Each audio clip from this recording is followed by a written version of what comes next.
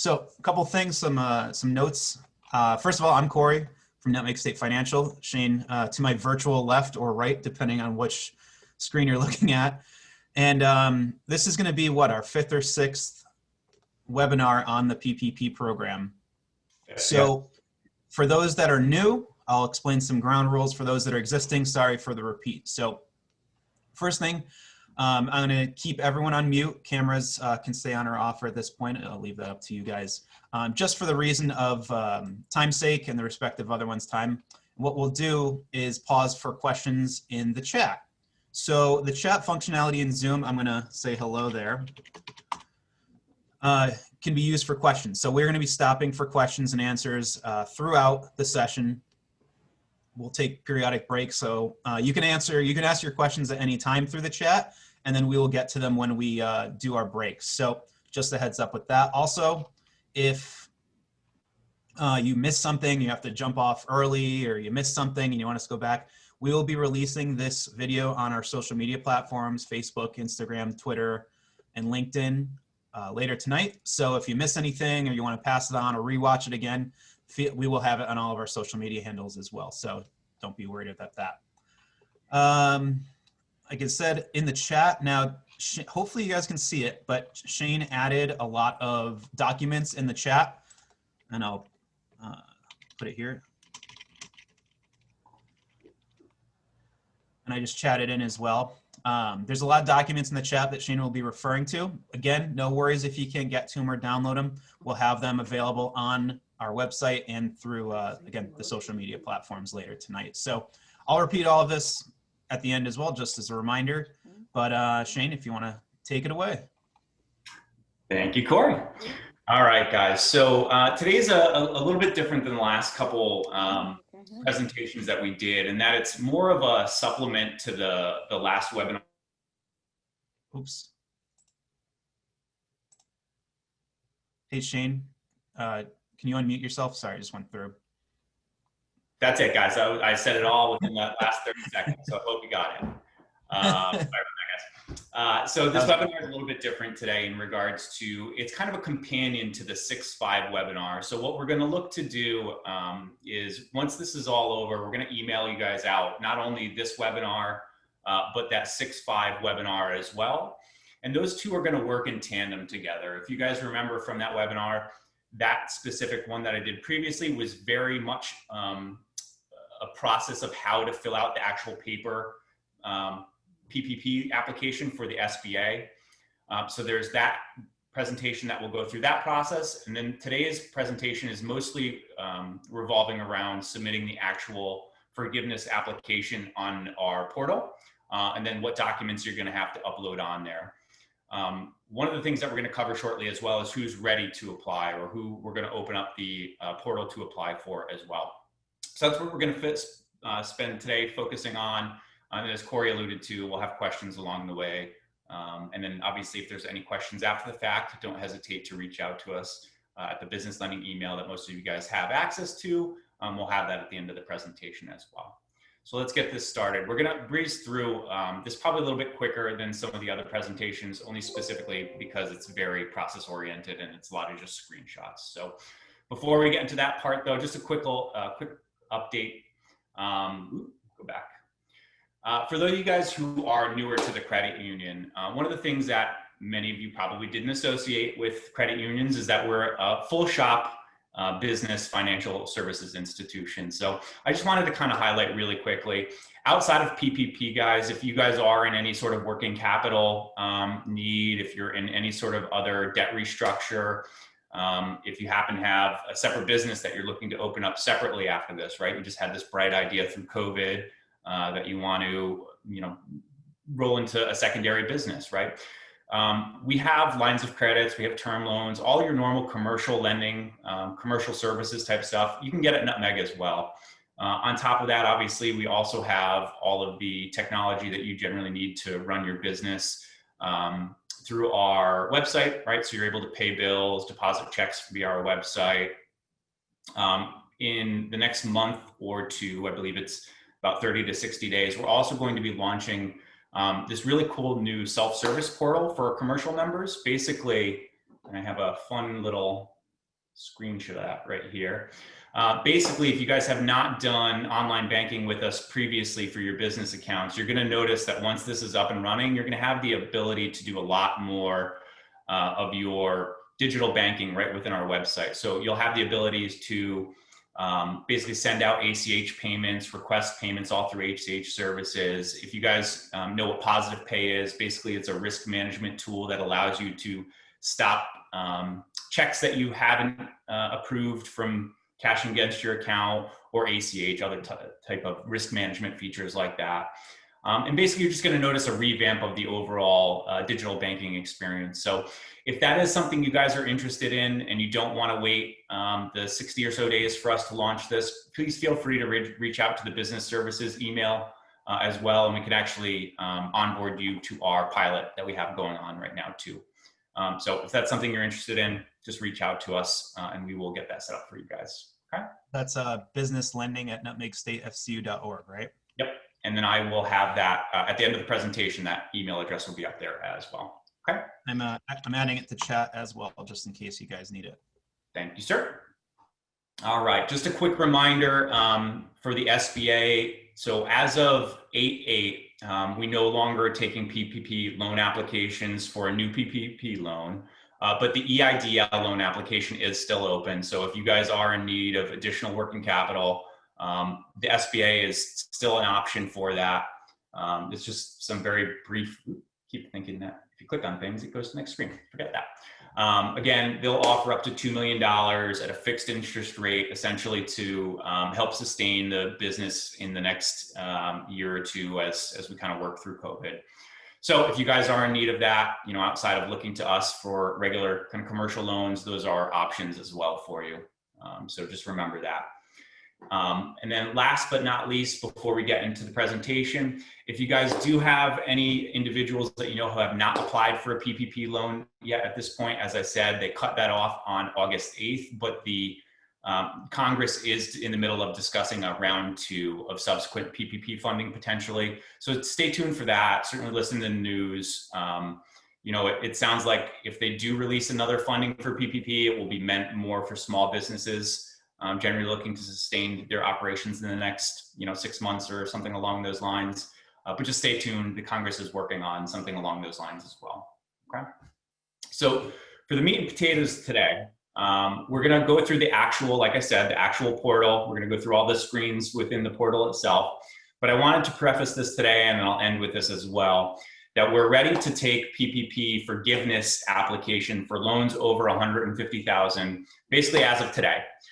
So if you're one of those loans that is over $150,000, you will have, or very shortly this week, we'll be getting an email from our SBA partner, MBFS, in regards to applying for the forgiveness. We'll have a link to that portal right within that email, and you are ready to go and submit the forgiveness information directly through the process that I'm going to outline.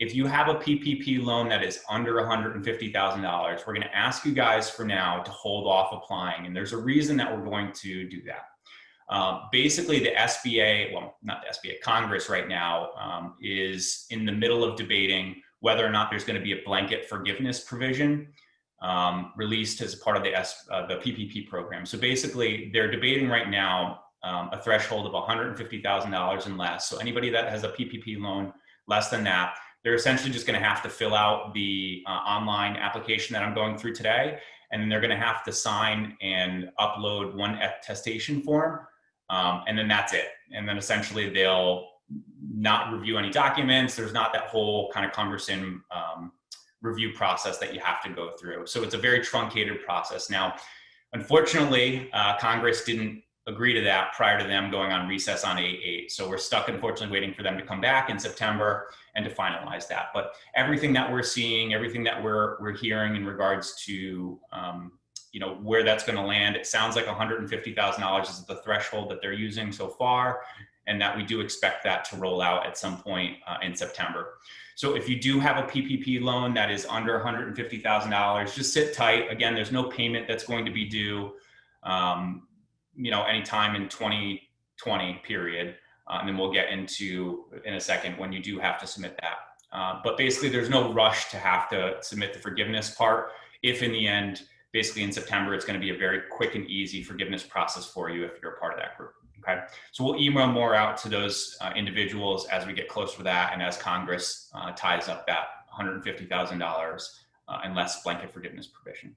Okay, but quick reminder: if you are worried, you've gone through the 8-week period. If you happen to have chosen 8 weeks, and I'm ready for it, again, the SBA basically has stated that there's no payments due in 2020 for any of these, and basically no payments due until the borrower requests and the lender makes a decision off of their forgiveness, right? So even if you waited until the end of 2020 to apply, you're not going to have any sort of loan payment due until we make an actual decision on your loan forgiveness.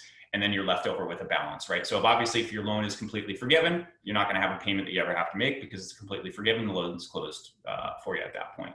If you happen to have money left over, right, you'll have payments start after we make that decision for you guys, okay? And you'd be notified of that. We'll cover that at the end as well, okay? All right, you're going to need a couple things before you apply in the portal. And that's going to be a little different for individuals who have those loans over 150,000, a little different for those individuals who have loans under 150,000. Okay. So again, today we're going to focus mostly on those people over 150,000, but I'll also discuss what I believe is going to happen for those loans under 150,000 as well. Okay.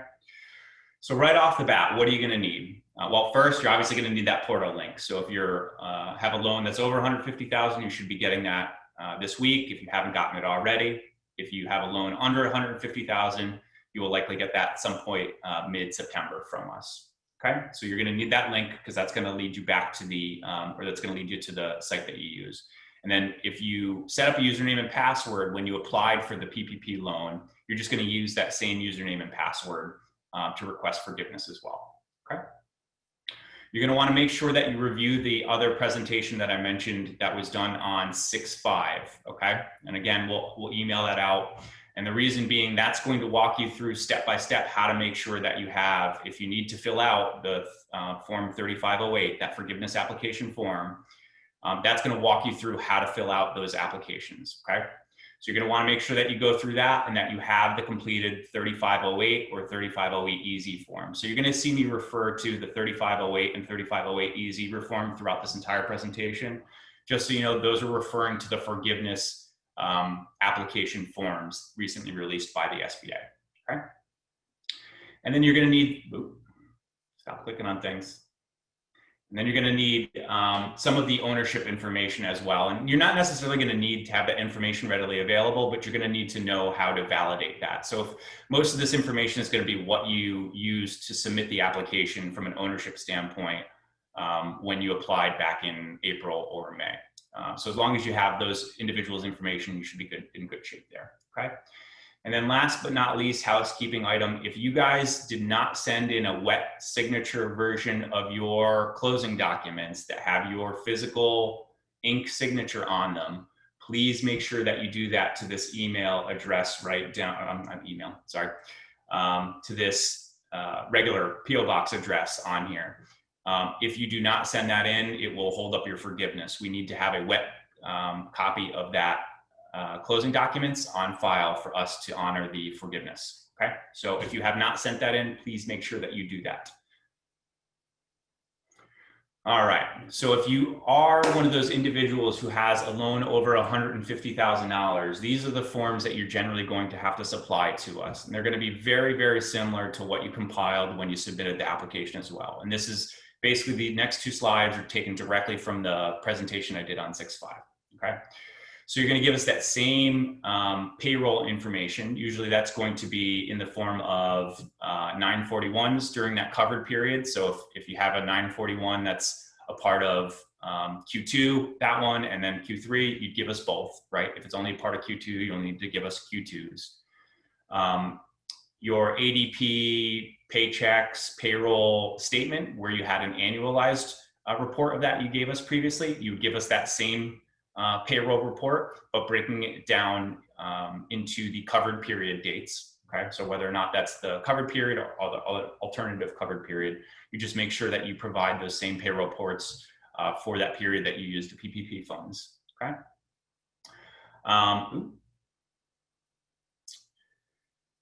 If you happen to have any unemployment compensation that you're trying to claim as a part of that as well, you can certainly include those as far as payroll verification.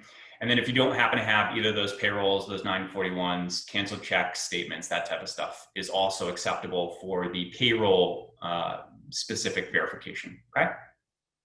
So again, it's going to be very similar to what you provided. If you're one of those individuals who has self-employment earnings, so you gave us either your K-1 or your 2019 Schedule C, what we're basically going to do is just take that form that you gave us and that carries over with you into the forgiveness part, okay?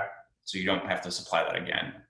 We should have that on file. If for some reason you did not provide that and yet you included that, so there were a couple individuals who applied very early on, prior to them stating that you had to submit the Schedule C, you will have to give us a Schedule C for 2019 prior to submitting it, okay? For non-payroll information, we're gonna look for, in the case of a mortgage, we're gonna look for basically a copy of the canceled checks that showed that you paid the mortgage during that covered period, and then some sort of proof that the loan was in effect prior to 2/15/2020. You can either give us the closing documents or amortization schedule that shows us that. That would certainly suffice. Or you could show us an account statement that shows that that loan was in effect prior to that date as well. Same thing for lease payments, right? So we're either going to look for a copy of the lease agreement, or you can show us some sort of document showing that that lease was in effect and being paid prior to 2/15/2020, and then copied of the payments that you made during that period as well. Okay, so any rent or lease payments that you have, you supply that. And then last but not least, utility payments. Those are pretty straightforward. Again, copies of invoices showing that there were utilities in effect prior to 2/15/2020. And then receipts, canceled checks, account statements, that type of stuff showing when the utilities were paid for during that covered period, okay? Corey, do we want to open that up to, before we get into the actual application, any quick questions that might be in there? Or if anybody has any documents, let me know. I was just about to ask the same thing. If anyone has any questions, again, I just chatted questions here in the chat. So if you have any questions, please type them out in the chat so we can answer them at any time. So just as a reminder for some people that joined a little late, Shane did add a bunch of documents to this Zoom chat as well. So if you haven't opened up the chat, please do so. There are some documents that you can download ahead of time. And again, this presentation as well as the video will be available after we're done here on all of our social medias and on our website as well. So just a heads up with that. I'll give it the another documents that I uploaded as well, guys, are the actual instructions for filling out the SBA instructions for filling out the applications, and then the two presentations that I'm referring to, one which is what we're going through today, and then the one from 6.5. So all 6 of those documents you can pull from the chat function if you'd like. I'm getting a message saying that the docs aren't. Let's see the chat. Shane, can you re-upload those? Maybe because you uploaded them before everyone joined. Yeah, I wonder if because people weren't on yet. Yeah. All right, so keep an eye on the chat. He's adding him again. Michael just chatted me. Data dump on you right now, so. Yeah. They're in no particular order.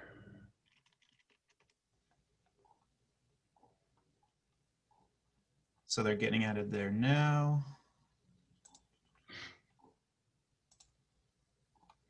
I see them. Yep, all right, they got them. We're good. Cool, all right.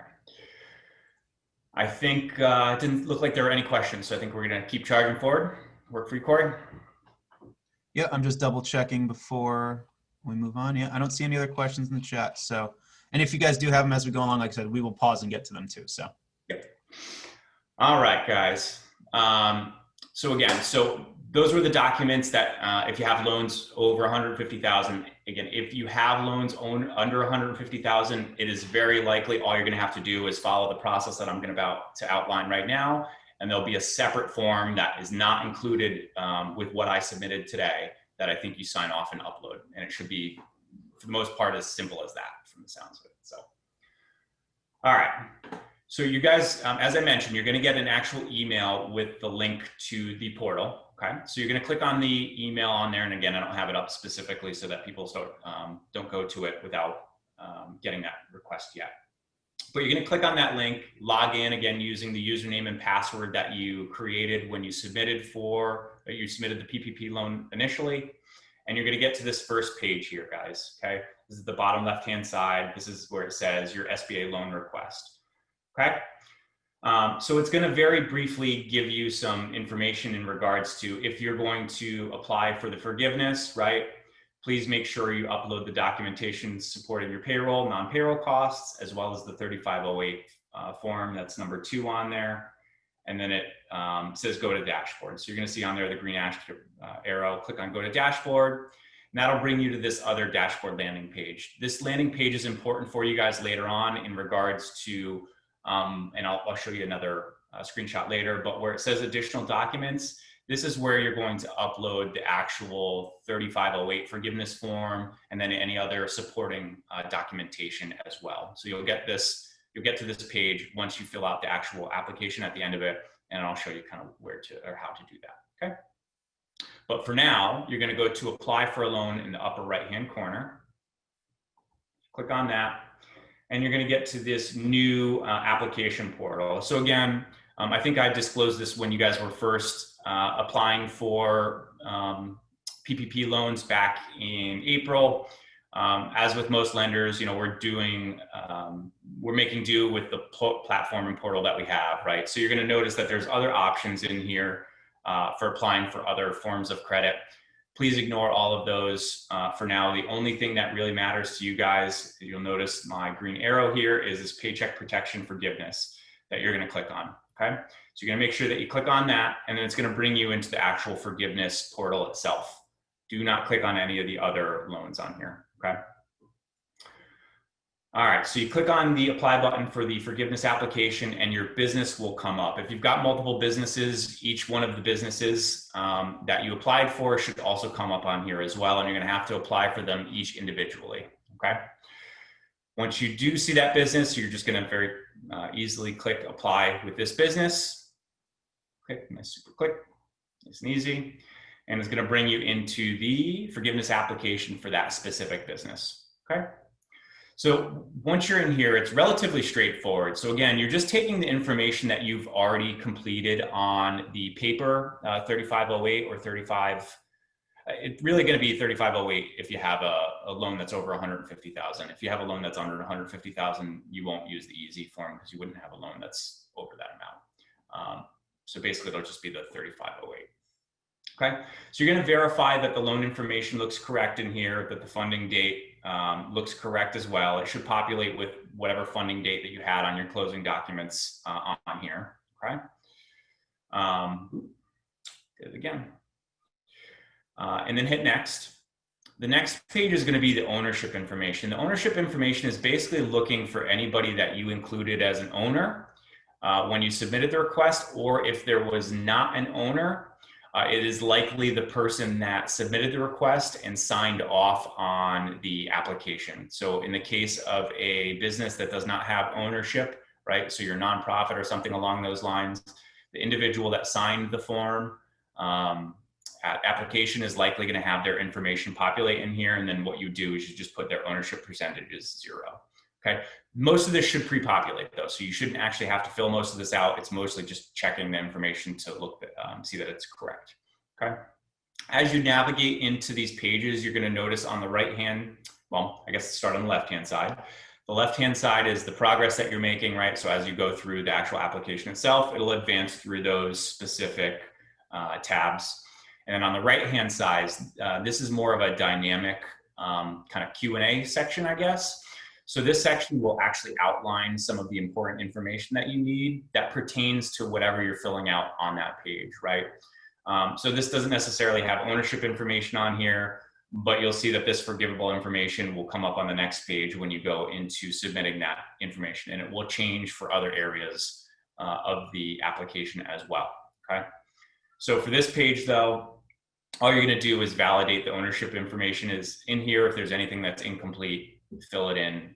And throughout this, you'll notice as well that you have the ability to save and come back later, right? So if for some reason you don't have, say, the social and it's not in there, you can save it for later, go back, and then enter that in after the fact, okay? So again, just validate the ownership information and then hit next. All right.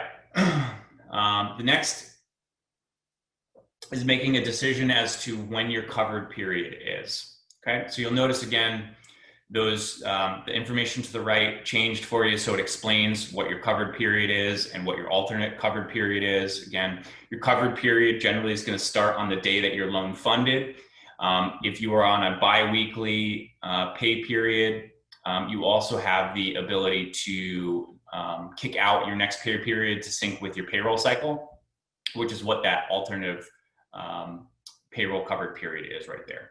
Okay, so you're going to elect two different things on this page. One, you're going to elect whether or not you're using the 8-week term or the 24-week term. Okay, again, if you opt to do the 24 weeks, you do not have to wait 24 weeks. As long as you've used the funds, you can apply at that point, but you want to make sure that you've exhausted all of the funds before you've applied. Okay, but you do not have to wait for the whole 24 weeks to elapse before you can apply. And then you're again going to elect on here whether or not you're paying your people weekly, bi-weekly, monthly, whatever that happens to be, okay? And then again, nice and simple, next, get you to the next page. Now this part's going to help you determine whether or not you're eligible to fill out the 3508 EZ. So again, that 3508 EZ is for people who are self-employed or independent contractors or sole proprietor.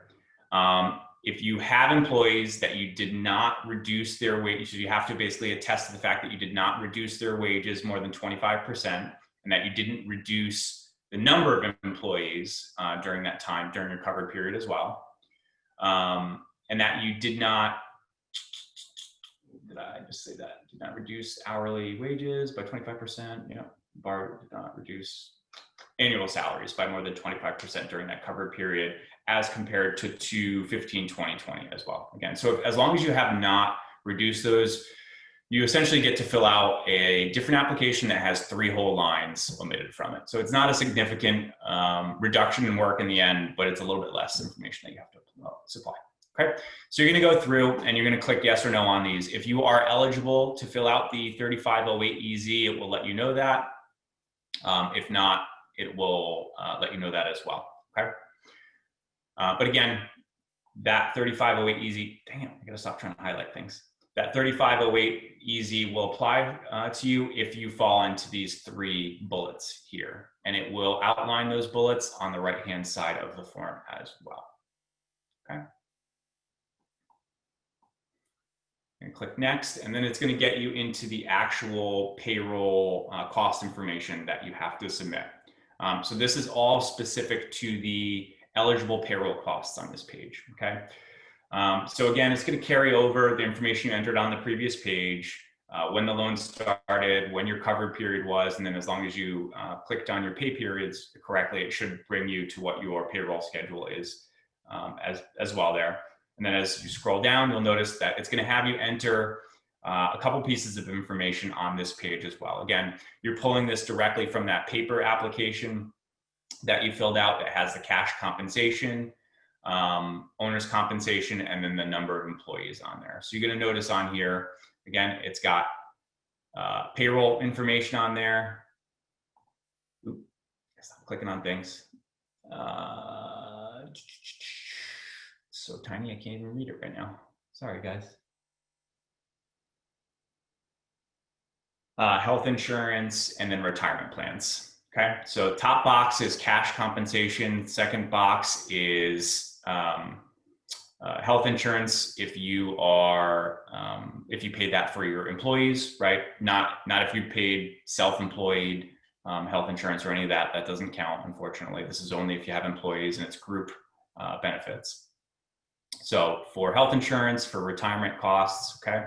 And then down at the bottom here, would be owner's compensation. So again, not only is it your payroll for your employees, but if you paid your owners in 2019, or I guess in 2020, if you're a new business, you would include that information here, and then the number of employers, number of owners on here as well. Okay. So again, all of this information, and you're going to notice throughout the presentation that I have input PPP forgiveness application line 1. So basically that corresponds, if you look at the actual forgiveness application itself, to that line on that form. Okay, so that's what that line 1 is referring to right here. And you know what, let me pull up a quick copy. Corey, can you see this different presentation, or is still on the other one? Yep, I have it. Well, I still have the PPP loan forgiveness application.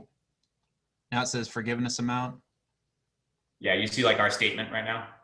Yep. Okay, cool. Just making sure. All right, so when I'm saying it refers to line 1, right? If you were to pull up the actual 3508 or 3508EZ, these are the lines I'm referring to. So if you look on page 1, line 1 is this section. So it'll correspond directly to that, right? The mortgage interest that we'll do next, you'll see says line 2, right? That's the line I'm referring to there. Okay, so you're gonna see those hints throughout this presentation to help correspond and drive you to that specific area that has that information for the portal, okay?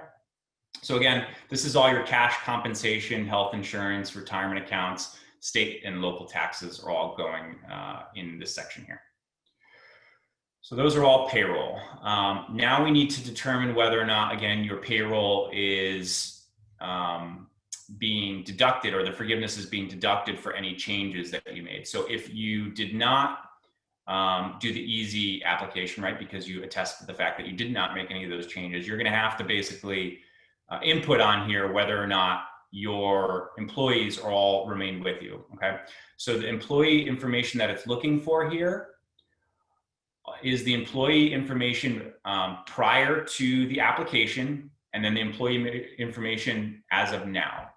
And it wants that information minus all of the safe harbor FTE rules. So if you guys remember from the last presentation that we did, there are instances where they call it a safe harbor rule, where an employee leaving or opting to not come back to work would not reduce your forgiveness, right? So the way that they rolled out the program initially, they said, if somebody doesn't come back, right, that could reduce your forgiveness. Well, they backtracked that later because a bunch of individuals were either earning more money on unemployment or were scared to come back and go to work, right? So we talked about those as being FTE safe harbor exemptions.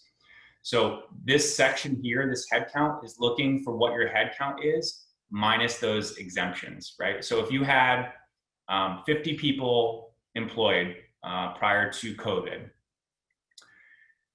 10 of those people opted to not come back for whatever reason. You offered them the option to come back, but they declined that. As long as you've tracked that, right? Essentially what you would want to enter here would be 40 people, because you're entering the information minus those 10 people who are exempt because of that FTE safe harbor exemption rule, okay?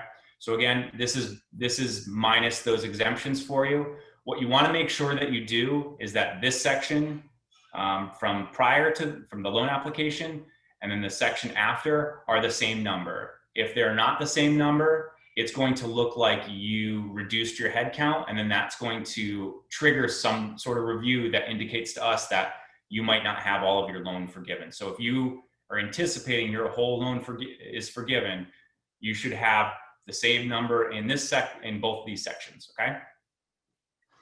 So pretty straightforward. Again, we'll go over the head count details on the right-hand side for you over here, okay? If you did want to track that information down, you probably have it on page 1 of your actual PPP loan application, not the forgiveness application, but the loan application you submitted back to us in April or May. However, again, you might have to update that to account for the FTE exemptions that I just talked about, all right? And then you hit next. All right, so then it's going to get into your eligible non-payroll costs. So again, these are your mortgage, interest expenses, your rents, leases, and utility payments, okay? So again, That's just going to come from line 2 on that 3508, line 3, line 4. I just showed you guys that prior, right, where we were pulling that from. Those 3 data points all just get dropped into our portal, essentially, okay, in those 3 corresponding lines. And again, if you're not sure what those are, it's got that helpful hint on the right-hand side for you. All right. You're going to hit next again. There's a lot of hitting next on here, guys. So you'll notice that at the end. All right, the next page, do yourself a favor, and I mentioned this in the last one, there are very few loans, at least that we have, that are over $2 million. So if you're not included in that group, do not hit that your loan is over $2 million. You are inviting the SBA to audit your loan if you do that. So they are specifically looking at that box as an indication as to whether or not they should have to review the loan further, okay? So if you do not have a loan that is over $2 million, do not check off that you do, or you're just setting yourself up for an audit for nothing. All right, after that, you need to, if you applied for EIDL loan and you requested it in advance, and for those of you guys who might not remember, the EIDL advance or the EIDL grant is what some people are referring to, is basically that amount up to $10,000 that they gave you in the early onset of COVID while you were waiting for either the EIDL loan or your PPP loan to fund. So if you were one of those folks who applied for the EIDL loan and you got the EIDL advance up to $10,000, they are going to remove that amount from your PPP loan, just so you know, the forgiveness part. And the reason they're doing that is they're basically saying that that was an advance of a part of your PPP loan already. Okay, so I covered that in the previous webinars as well, but just a quick reminder there. If you did take out the EIDL loan and you got the EIDL advance loan or grant, whatever you want to call it, that is going to impact your forgiveness by whatever you accepted that for. So you need to make sure that you have the EIDL loan application number and then that amount so that it has and factors that into your forgiveness correctly. Now, you can leave that blank. The SBA likely already has the fact that you've got one and they've connected the fact that it's in there. So there's a very high likelihood, even if you left this blank and you got one, that they're going to still reduce your forgiveness by whatever they've got you associated with for that EIDL advance. Everything's tied to the business's tax ID number, whether or not that's an EIN number issued by the IRS or whether or not it's a social security number, okay? But again, it's very important that if you guys did apply for the EIDL loan, that you know that that's going to reduce your forgiveness. And this is, again, it's only the advance amount, but you have to make sure that you put that information on that page, okay? Hey, Shane, while we're on the subject, I did get a question from Michael saying, thought that the EIDL advance was a grant and not to be repaid, and why will it reduce the forgiveness? So you are like a lot of people who thought that, unfortunately. The SBA was not very clear when they first rolled that out, unfortunately. The way that they made it sound, in my opinion, is that it was an advance of specifically the EIDL loan.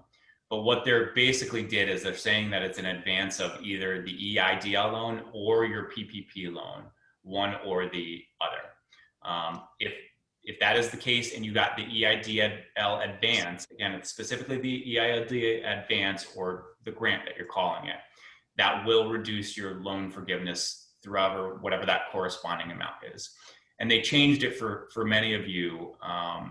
If you didn't get that until, I want to say it was like late May or June, they reduced that amount to $1,000 per employee up to 10 employees. So if you only had 2 employees, you only got $2,000. If you had 4 employees, you got $4,000. But if you did get any of that money, it will factor into your PPP forgiveness, unfortunately. Thank you. Got it, Corey? Yeah, it looks like that's it in the chat right now. Cool. Thank you. All right. So again, we just went through entering the payroll costs. We went through entering the non-payroll costs. Okay. So again, non-payroll costs here. And then you're going to get to a summary screen.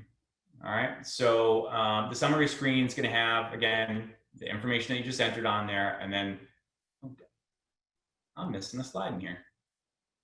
Oh no, here it is. Sorry, I thought I missed the slide.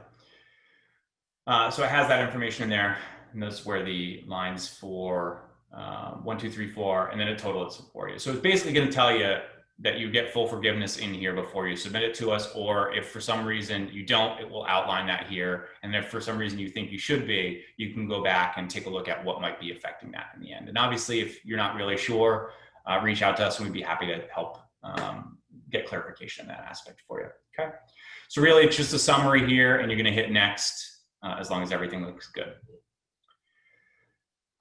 Oop, darn it. All right, so once you enter all that information, you're gonna have to make some certifications.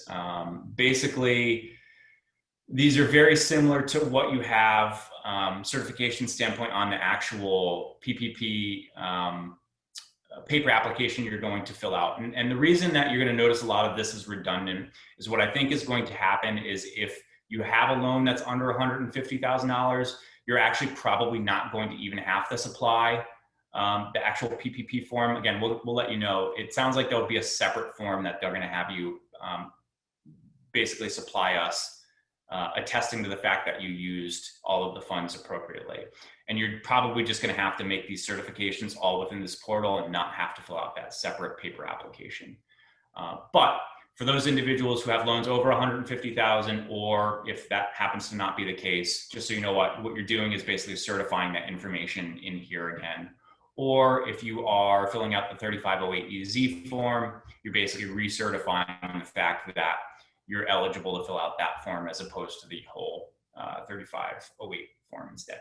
Okay, so not a ton that you have to do outside of basically review all of that, and then there's a yes or no whether you or not you agree to it at the bottom, and then you hit next. So pretty straightforward. All right, the next section would be demographic information. Again, you might have filled this out on the 3508 form. You can opt to fill that out here as well, or you can opt to not, if that section is optional. And I did skip over the electronic signature. Basically, the electronic signature, just like any other e-consent thing, is just you consenting to the fact that we're taking your typing of information in here as your fast mail signature in the end. Okay, pretty straightforward. All right, and then it's going to give you one last, hey, does everything look right? If you got your business's information, you can go back and edit anything at that point too. If you happen to find something incorrectly, you just click on that and it'll bring you right back to that page. But if everything does look okay, you're going to scroll down, you're basically going to hit submit application. Okay. Once you do that, it will bring you back to this landing page that you first got to. Okay. So remember, I mentioned that once you submit this application, if you're a loan that's over $150,000, you're going to have to submit 3508 plus whatever supporting documentation that you have to supply to us. Okay, you're going to do that again by going to the dashboard button down here, and then you're going to see where you can drag and drop, or you can just click browse and upload files. So you're going to download and you're going to drag and drop or upload all of the files right to this dashboard page here as well. It's going to be very similar to what you guys did when you submitted the application to us back in April as well. Okay. One of the things, just so you're aware, when you do upload these, it's not going to give you any sort of indication that they're uploaded. You're not going to be able to see the files after the fact, right? As long as you've dragged and dropped it and said it's successful, we should have that file uploaded to us. If for some reason not, and we'll reach out to you and request it again. But it's not going to give you an email notification or any sort of update or anything like that, just so you're aware. Okay. So again, you'll drag, drop all of that documentation right to this here.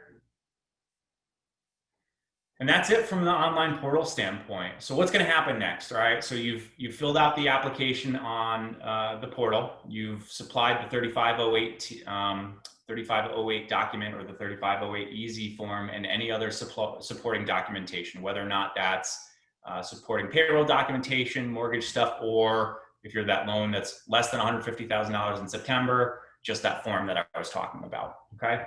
We basically have 60 days to make a decision. Now, I can't imagine in most instances we're going to take 60 days to really come to that decision, but we basically have 60 days to come to some sort of forgiveness decision for you. And at that point, basically, if you are approved for full forgiveness, we would send that approval request directly to the SBA, who has 90 days from there to send us a payoff for your loan. Okay. Again, I can't imagine that it's going to necessarily take them all 90 days to do that as well, but they do give themselves up to 90 days to do that. Now, you should know that during this time, no payment would be due. Even if you applied initially in April and you were one of those loans that had a first payment of November 1st, 2020, you do not have to make a payment at all in 2020 period. You do not have to make a payment until we make a forgiveness decision for you guys, okay? So please do not worry about having to rush to get this in to avoid having to make a payment. Just know that as long as you have not submitted the forgiveness request and we have not made a decision, you do not have to make a payment at that point, okay? So again, you'll send that information to us. If it's fully forgiven, we'll just send that down to the SBA and request the forgiveness proceeds for you.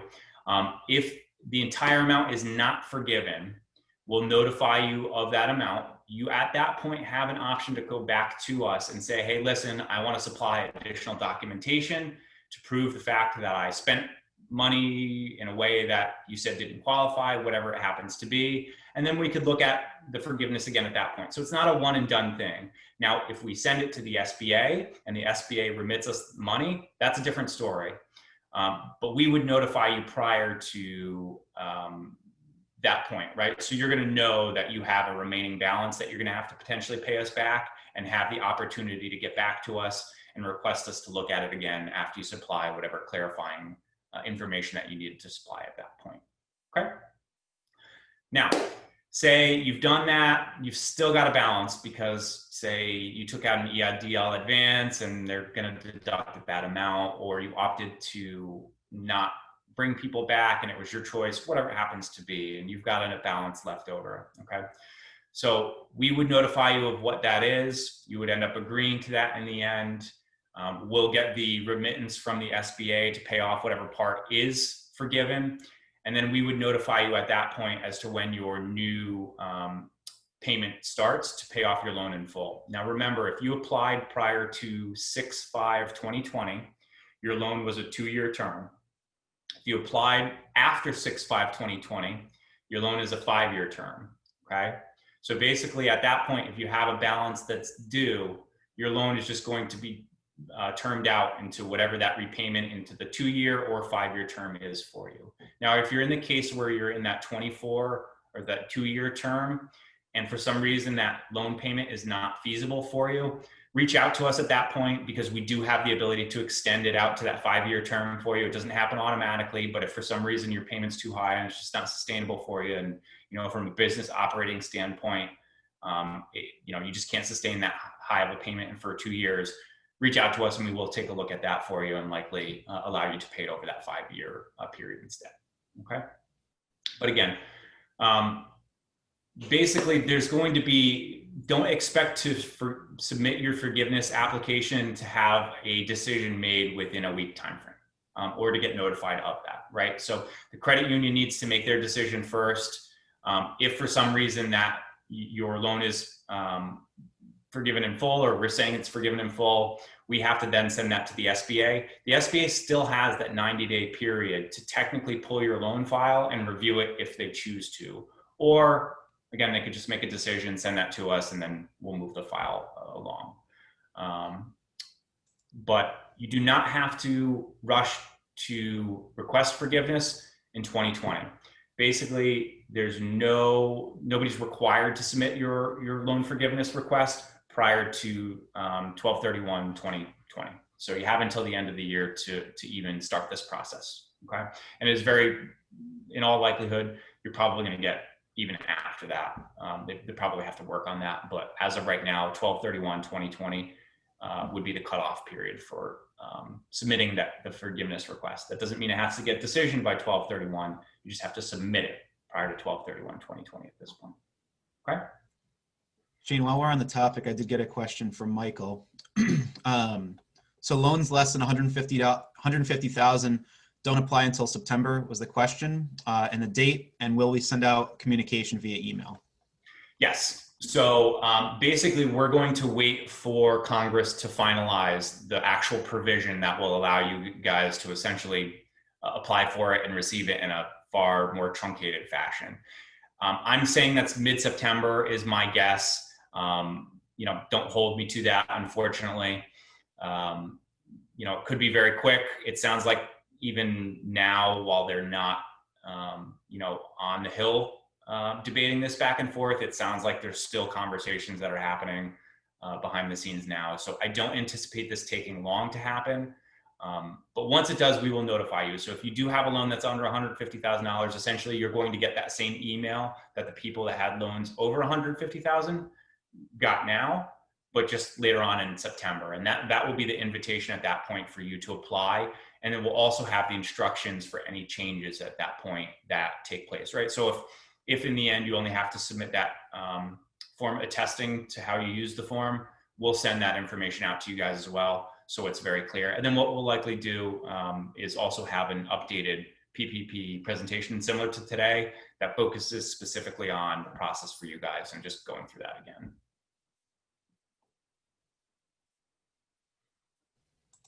Perfect, thank you. Okay. Any other questions, Corey? I got nothing in the chat right now. I'll give it a moment to everyone let their minds think here for a second. I mean, unless this is your last slide, because I see a bunch of links. Yeah, we're getting pretty close to the end. So I was going to say, if you guys do have a question now, take the next couple minutes to upload or type them out while I'm going through this really quickly. So as I mentioned, again, you've got a couple different forms in this presentation. You have the ability to pull the presentation right from the chat functionality, right? And then you can use the hyperlinks that are right in here to pull that. Or we will email these again out later to you guys and you'll be able to pull them right from there, okay? But you've got links to not only the actual instructions, but the applications themselves for both 3508 and 3508EZ form. If you guys are still in need of the EIDL loan, I guess I could probably take out the advanced part in here because I don't think they're doing that anymore, but you can certainly use that link to initiate that process for you. And then this link here goes to the YouTube page that we have that 6.5 presentation on as well, okay? So if you don't want just the PDF presentation that we'll email out to you guys, you can use this link here and that'll actually get to our YouTube version of the presentation. Now, I will preface that with, when we recorded that presentation, it was with old information that that was still like an 8-week covered period and a bunch of other things were not updated. So you'll want to make sure that you still download the updated presentation, but the data, the discussion around it is still pertinent. It just basically changes whether or not you have to talk about the 8-week period versus 24 weeks and some of those other changes that are covered in the update that's in the presentation that you download. So, okay. All right. So that is it for me today, guys. What questions do you guys have that we did not already answer? One thing while we wait for some of the questions to come in, we'll be shortly here posting all of our social media handles here, links, so you can easily get to them. Again, for the people that joined late, this video will be uploaded to YouTube and to all of our social media platforms after this meeting, probably later tonight. So if you want to get back to it, this one especially than some of our webinars, by the way, because it had such a good detailed walkthrough of how to upload your documents that Shane went through. So I'd recommend to replay this one if you need to, or send it to someone that does. So be on the lookout for that on our social media platforms later tonight. Again, the questions, if you guys have any additional ones, please bring them up in the chat. Looks like I got one here from Michael. Covered period equals 24 weeks from loan advance or the exact date the funds were exhausted?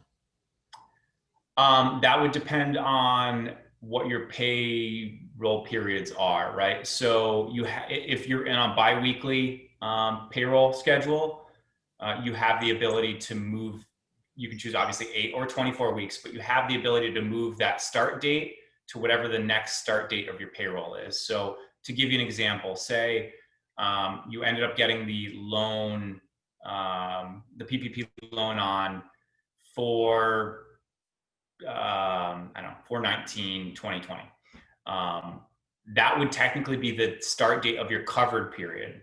Now, if you're on a biweekly pay schedule, you can opt and say your biweekly pay schedule, the next date was 4/30/2020. I'm probably off there, but don't quote my math here, right? You have the ability to start that new date on 4/30 instead and use that alternative covered period on 4/30. So that would start on 4/30 for you at that point. So it depends on whether you use the covered period, which starts on the day of loan origination, or the alternative covered period, which would start on whatever your next payroll period starting is.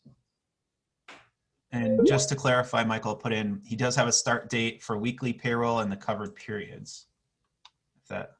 Yeah, so then whatever your next payroll period after the loan funding is, you could elect to kick that down that week.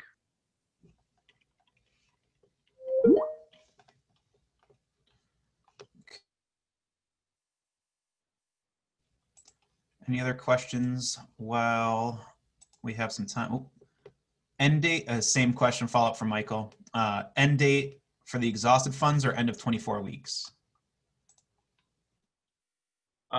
You can do either or. So as I mentioned before, right, if you choose, I think either the 8 or 24 week, it doesn't really matter. Basically, once you've used the money in totality, you can request forgiveness at any point, right? So if you're 15 weeks into the 24-week period and you've used all the money and you can verify that, there's nothing wrong with submitting this at week 16 and requesting at that point. There's no requirement to have to wait out that whole 24 weeks. I think that was the question, right, Corey? Yes, it appears that. Mike, if it wasn't, just let me know and I'll try to rephrase it. But so the end date is 16 weeks.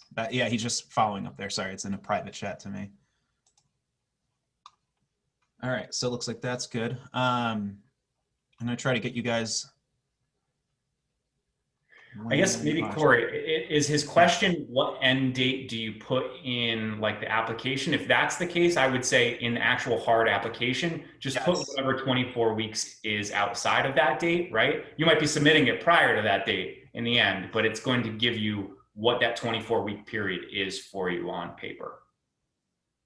Yep. You don't have to wait, but still put what the 24 weeks is from a date standpoint on there. Yeah, and that's appearing what looks like he was, yep, awesome. I answered Michael's question. All right, I'm gonna get you guys the social media handles too, just in case you need them. Shane has the business lending at nutmegstatefcu.org on the slide as well. I will type it out here as well.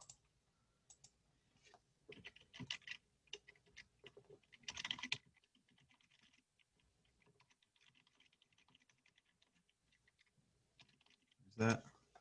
And then it looks like Eric put in some good helpful tips as well. The AI CPA has a great forgiveness workbook for everyone to assist. So if anyone needs an additional assistance, looks like Eric throw some good information out there. So thank you. Thanks, Eric. Sorry, my computer just running a little slow for these links for you. Bear with me one moment. Shane, anything else you want to add while we wrap up? That's it, guys. So again, there's no rush. Don't feel like you have to, get the forgiveness part in. There's not going to be a payment or anything along those lines. So, don't feel pressured to do that in the end. And again, if you're part of that group that has a loan that's under 150,000, stay tuned in September. We'll communicate out when you guys are eligible and ready to apply, and hopefully the process will just be much easier for you guys than those folks that have the larger loans in the end. So. Okay, I got some helpful links for you guys here. I'm going to put it in the chat right now. Excuse me. So that is for our website. So on our website, you'll find this specific PDF, this presentation in PowerPoint. Excuse me, I had a brain fart for a second. You'll find that on the website. Facebook and all the other social media handles. First of all, give us a nice follow or a like. That would be great. Second of all, it will have this video posted on those 4 items. So be on the lookout for those items later tonight. Like I said, I just need to wait for the video to render and then it'll be uploaded. So maybe later tonight around 7 or 8 o'clock, be on the lookout for that. There's our Instagram, LinkedIn, Twitter, Facebook, as well as our website URL. So keep those handy for you. I got some thank yous, and then Eric also put in the chat a calculator for PPP forgiveness, so another good tool for everyone to use. So keep these links close to you. And again, if you have any additional questions, I put the email in there, businesslending@nutmegstatefcu.org. You'll see that on our website and throughout the video as well in the descriptions. Other than that, thank you guys for coming in. I got a lot of thank yous here as well in the chat. So thank you guys for calling in, listening in, and participating. And we obviously, for those return viewers, we do these usually on a monthly basis, depending on the severity or the changes. So just be on the lookout on our different respective social media platforms or an email for our next webinar. Thank you, guys. Thanks, guys. We'll